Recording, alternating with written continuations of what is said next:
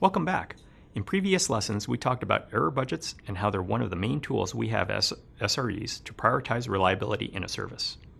But how does that happen? It's not magic.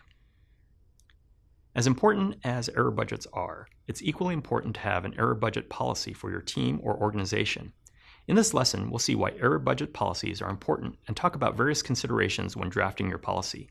But first, a quick refresher. One of the core principles that makes SLO so useful is that failing to meet them indicates your users are unhappy, and therefore, that you need to start investing engineering time into your service's reliability instead of building new features. But the SLO threshold is not a bright dividing line. All organizations are different, and it is rare to find one that's willing to immediately switch between feature and reliability work in such a binary fashion. We argue that it's in the overall best interest of the business that there is some mechanism to enforce that engineering time is invested in reliability work when an SLO has been missed over a longer period of time. For example, when a trailing 28-day error budget has been completely burned. An organization that fails to do this will be constantly fighting fires and playing the blame game. Remember that reliability is a feature. Ultimately, it's the most important feature to your users.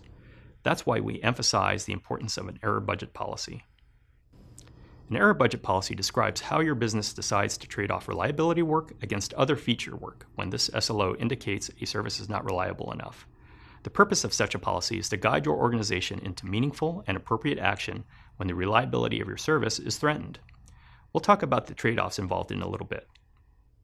If your business implements and follows an error budget policy, it will be able to respond more quickly and effectively to chronic reliability issues, improving organizational alignment, reducing finger pointing, and ultimately resulting in happier users.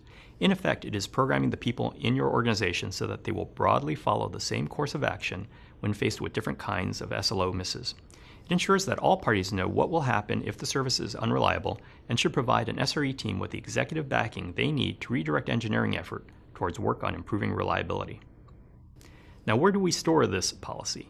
It's less clear that your error budget policy should be stored as metadata alongside your SLO configuration, but it's no less essential that you have one. Having it documented someplace broad and high level is probably best. The policy will most likely apply to many services across your organization, so tying it to a single service may not make sense. And the nice thing about having a documented policy is that you can have the arguments about its contents before you have a major outage.